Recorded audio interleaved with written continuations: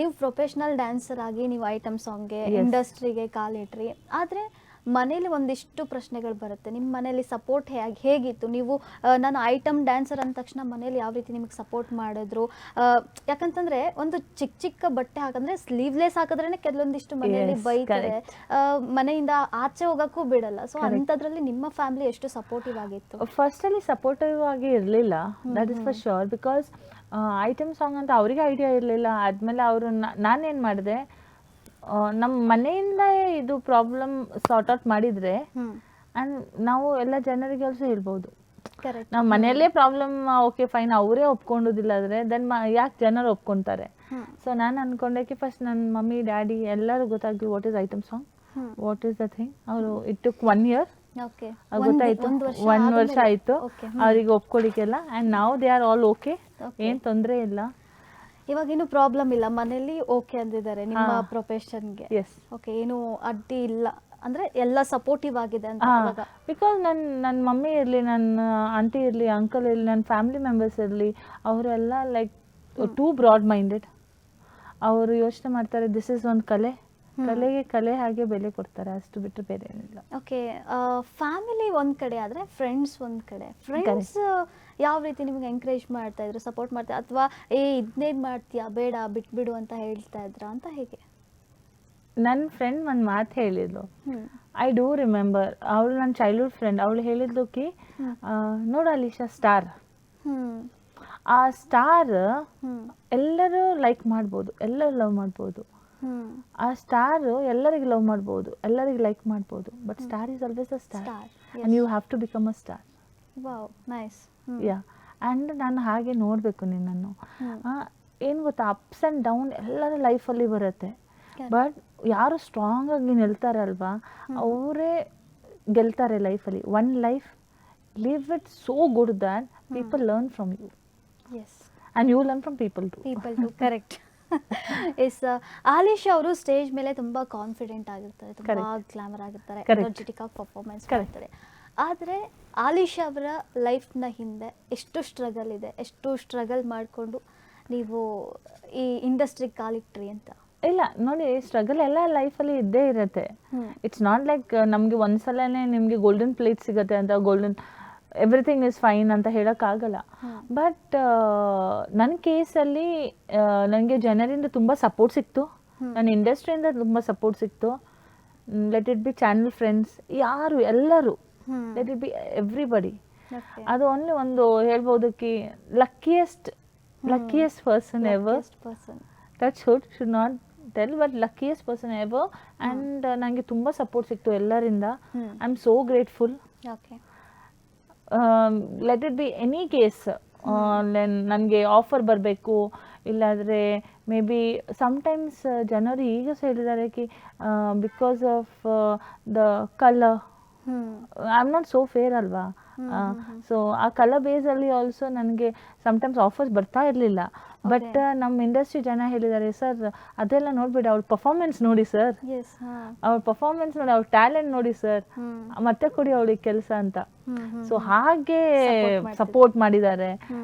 ಅದು ಸೊ ಇಲ್ಲ, sometimes maybe because of ನಾನು ಸಮ್ಟೈಮ್ಸ್ ಸ್ವಲ್ಪ ಹೆಲ್ದಿ ಇದ್ದೀನಿ ನೋಡೋಕ್ಕೆ, ಓಕೆ. ಆ್ಯಂಡ್ ಸಮ್ಟೈಮ್ಸ್ ಸಮ್ ಪ್ರೊಡಕ್ಷನ್ಗೆ ಲೀನ್ ಗರ್ಲ್ಸ್ ಬೇಕು, ಬಟ್ ಅವ್ರೇನಂತಾರೆ, ಸರ್ ಅವ್ಳ ಪರ್ಫಾರ್ಮೆನ್ಸ್ ನೋಡಿಬಿಟ್ಟು ನೋಡಿ ಸರ್, ತುಂಬ ಚೆನ್ನಾಗಿ ಮಾಡ್ತಾಳೆ, ಅವಳು ಎಷ್ಟು ಚೆನ್ನಾಗಿ ಕಾಣಿಸ್ತಾಳೆ ಸ್ಕ್ರೀನಲ್ಲಿ. ಇನಿಷಿಯಲಿ ಆಲ್ಸೋ ಇರಲಿ ಆ್ಯಂಡ್ ಆಫ್ಟರ್ ದ್ಯಾಟ್ ಆಲ್ಸೋ ಇರಲಿ, ಟಿಲ್ ನಾವು ಆಲ್ಸೋ ಇರಲಿ, ಜನ ನನಗೆ ತುಂಬ ಸಪೋರ್ಟ್ ಮಾಡಿದ್ದಾರೆ, ತುಂಬ ಸಪೋರ್ಟಿವ್ ಇದ್ದಾರೆ, ತುಂಬ. ಎಸ್, ನೀವು ಹೇಳ್ತಾ ಇದ್ರಿ ತುಂಬ ಸಪೋರ್ಟ್ ಮಾಡಿದ್ದಾರೆ ಅಂತ. ಆದರೆ ಇದು ಏನು ಕರಿಯರ್ನಲ್ಲಿ ಅಂದರೆ ಈ ಇಂಡಸ್ಟ್ರಿ ಎಲ್ಲರಿಗೂ ಅಷ್ಟೊಂದು ಈಸಿ ಇರಲ್ಲ. ಹೌದು. ಸೊ ಅಂಥ ಟೈಮಲ್ಲಿ ನೀವು ಒಂದಿಷ್ಟು ನನ್ನ ಮನಸ್ಸಿಂದ ನಂಗೆ ಹೇಳ್ಕೊಳಕ್ಕಾಗದೇ ಇರುವಂಥದ್ದು ಆ ಸ್ಟ್ರಗಲ್ ಬಗ್ಗೆ, ಜೊತೆಗೆ ಒಂದು ಡಿಫಿಕಲ್ಟ್ ಫೇಸ್ ಯಾವುದಾದ್ರೂ ಇತ್ತಾ ಅಂತ ನಿಮಗೆ? ನಂಗೆ ಡಿಫಿಕಲ್ಟ್ ಫೇಸ್ ಅಂತ ಇರಲಿಲ್ಲ ನನ್ನ ಲೈಫಲ್ಲಿ, ಬಟ್ ಸಮ್ಟೈಮ್ಸ್ ನಾ ಹೇಳ್ಬೋದು ಕಿ ಮೇ ಬಿ ಆ ಶೂಟಿಂಗೇ ನನಗೆ ಇರಲಿಲ್ಲ. ಆ್ಯಂಡ್ ನಾನು ಚೇಸ್ ಮಾಡ್ತಾ ಇದ್ದೆ, ಓಕೆ ನನಗೆ ಈ ಪ್ರಾಜೆಕ್ಟ್ ಬರಬೇಕು ಅಂತ.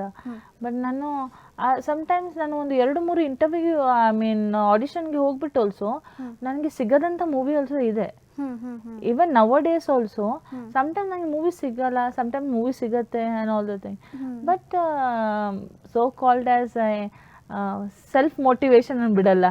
ಆ್ಯಂಡ್ ಯಾವಾಗಲೂ 24/7 ಸ್ಮೈಲಿಂಗ್ ಫೇಸ್, ಹ್ಯಾಪಿ ಆಗಿರೋದು. ಸೊ ನಾನೇನು ಅನ್ಕೊಳ್ತೀನಿ, ಇವತ್ತು ಒಂದು ಸಿಗೋದಿಲ್ಲ, ನಾಳೆ 10 ಸಿಗುತ್ತೆ. ಹೌದು, ಏನಾಗತ್ತೋ ಅದು ಒಳ್ಳೇದಕ್ಕೆ ಆಗತ್ತೆ ಅಂತ. ಓಕೆ, ನಾನು ಏನು ಅನ್ಕೊಳ್ಳೋದು, ಜನರು ಈ ಮೋಟಿವೇಶನಲ್ಲಿ ಇಟ್ಟರೆ ಲೈಫ್ ತುಂಬ ಸ್ಮೂತಾಗಿ ಹೋಗುತ್ತೆ. ಕರೆಕ್ಟ್ ಅಲ್ವಾ? ಹೌದು. ಎಸ್.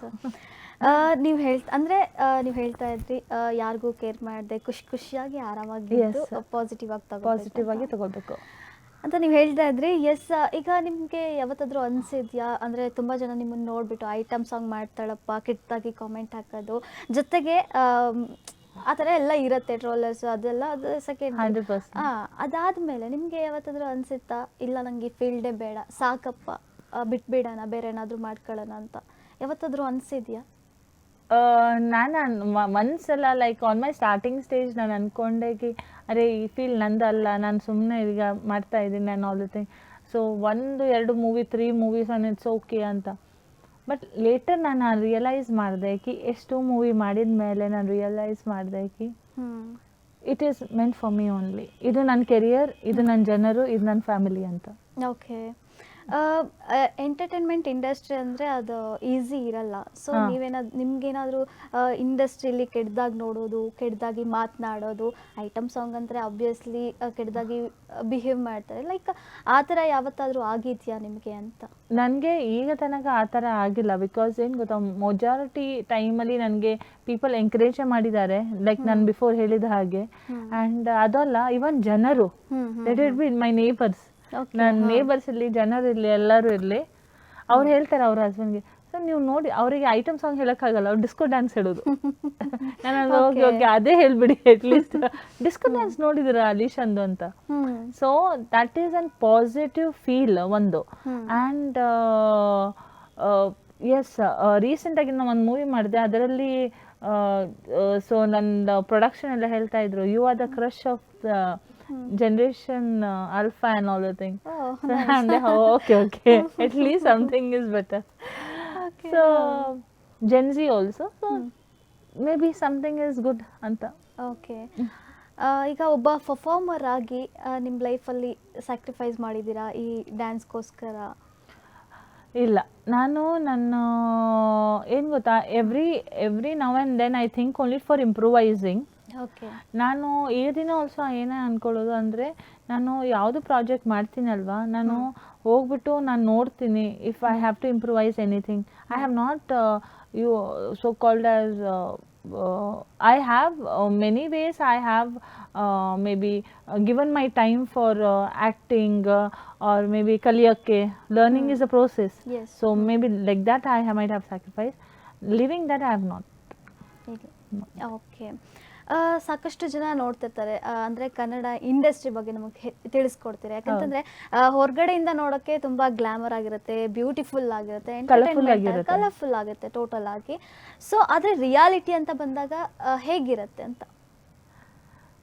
ಹೇಗೆ ಕಲರ್ಫುಲ್ ಆಗಿ ಕಾಣಿಸುತ್ತೆ ಅಲ್ಲ, ಹಾಗೆ ಇರುತ್ತೆ really. It's a very good industry. ನಾವು ಹೇಗಿರ್ತೀವಿ ಅಲ್ಲ, ಅದ್ಮೇಲೆ ಡಿಪೆಂಡ್.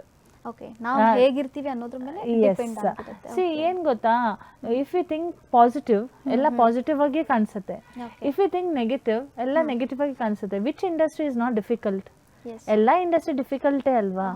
ಸೊ ಅದು ಹಾಗೆ ನೋಡಿದ್ರೆ ಈ ಜಗತ್ತೇ ಡಿಫಿಕಲ್ಟ್ ಹಾಗೆ ಅನ್ಸುತ್ತೆ. ಎಸ್, ನನ್ಗೇನ್ ಅನ್ಸುತ್ತೆ, ನಮ್ಮ ಪಾಸಿಟಿವ್ ನೇಚರ್ ಅಲ್ಲಿ ಮತ್ತೆ ನಮ್ಮ ಹಾರ್ಡ್ ವರ್ಕ್ ಅಲ್ಲಿ ಮಿರಾಕಲ್ಸ್ ಅನ್ನು ಮಾಡ್ಬೋದು. So I feel that it is nothing is difficult ಅಂತ. ಓಕೆ ಓಕೆ, ಈಗ ಒಂದು ಬೋಲ್ಡ್ ಆಗಿರುವಂತಹ ಟಾಪಿಕ್ ಬಗ್ಗೆ ಮಾತಾಡೋಣ. ಬಿಕಾಸ್ ಈ ಪದಕ್ಕೆ ಒಂದಿಷ್ಟು ಸೊಸೈಟಿಯಲ್ಲಿ ಒಂದಿಷ್ಟು ಒಪಿನಿಯನ್ಸ್ ಇದೆ. ಓಕೆ, ಸೊ ಅಲಿಶಾ ಅವರ ಪ್ರಕಾರ ಐಟಮ್ ಸಾಂಗ್ ಅಂದರೆ ಏನು? ನನ್ನ ಪ್ರಕಾರ ಐಟಮ್ ಸಾಂಗ್ ಅಂದರೆ ಕಲೆ. ಕಲೆ. ಎಸ್, ಸರಸ್ವತಿ. ಓಕೆ. ನಾನು ನಾನು ಒಂದ್ಸಲ ಒಂದು ದೇವ್ರ ಸಾಂಗ್ ಮಾಡಿದೆ.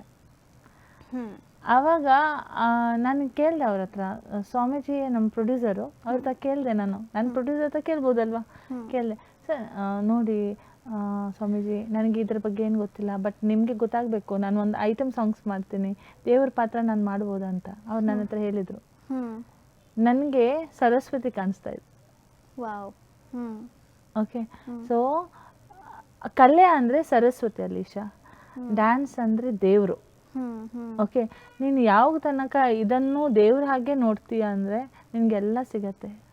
ಸೊ ನನಗೆ ಐಟಮ್ ಸಾಂಗ್ ನಂದು ದೇವರು ನನಗೆಲ್ಲ ಕೊಟ್ಟ ಥಿಂಗ್ಸ್. ಓಕೆ.